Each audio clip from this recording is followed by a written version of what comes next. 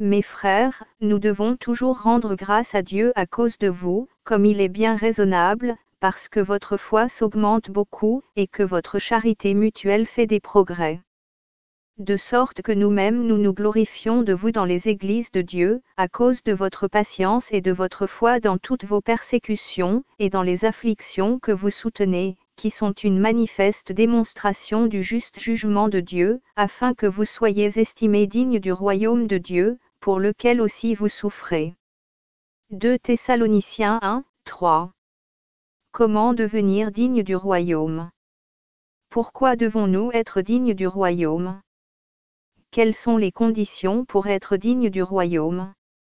La solitude, les pensées impures, la séduction quotidienne face aux hommes ou aux femmes, la convoitise, la drogue, les démons, les sorciers, les images impures à la télévision, les discussions impures au travail ou à l'école, les moqueries, la fornication, la masturbation, la cigarette, la drogue, les excès de table, les excès d'alcool, la paresse, l'avarice, le manque d'amour, le manque de pardon, l'orgueil, la corruption du système, l'amour des choses de ce monde, la comparaison des vies de chacun, la musique mondaine, l'idolâtrie face aux nouvelles technologies, la culture, le mensonge, les épreuves qui nous sont soumises par notre papa, par amour pour nous, les mots grossiers qui sortent de notre bouche, l'amour de l'argent, manquer de foi, vivre pour les choses de ce monde, l'adultère, la religiosité. Se conformer au siècle présent, dénoncer et proclamer qu'un homme ou une femme sont de Satan sans même laisser le Saint-Esprit nous enseigner et ainsi blasphémer contre son nom, l'injustice, la persécution spirituelle, vivre au-dessus de ses moyens en permanence, vivre le racisme, aimer voir la chute d'un ennemi, regarder avec admiration les choses qui frappent le regard, mépriser les autres, faire passer son travail avant son Dieu, vivre un pied dans le monde et un autre avec le Seigneur. Se compromettre pour avoir beaucoup d'amis et ne pas être seul, ne pas respecter les lois du pays dans lequel nous vivons, être hautain, être colérique, être jaloux, refuser de pardonner, refuser de se faire reprendre par le Seigneur.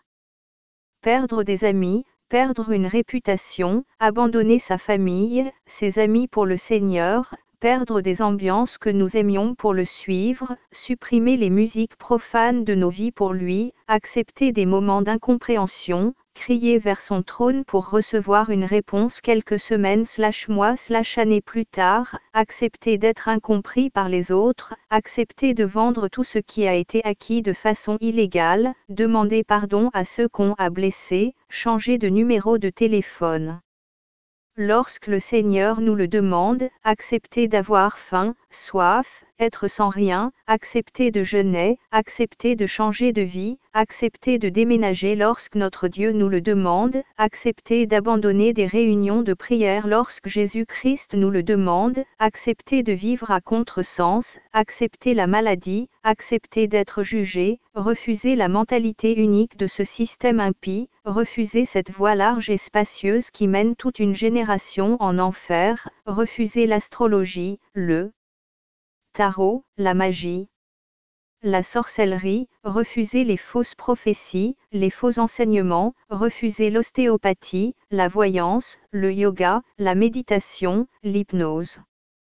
Acceptons tout pour le suivre lui afin d'être jugés dignes du royaume. Toute cette vie n'est que vanité, le système impie de ce monde est basé sur un être qui se prénomme Satan, Lucifer qui souhaite une seule chose, nous éloigner de notre Dieu et Sauveur, Jésus-Christ. Résistons jusqu'au bout, notre récompense sera éternelle. La nouvelle Jérusalem céleste, le millénium, les noces de l'agneau, l'enlèvement de l'épouse, l'éternité avec notre Créateur, les saints, les anges. Cela n'a pas de prix. Sanctifions-nous pour servir le seul et véritable Dieu, Jésus-Christ de Nazareth.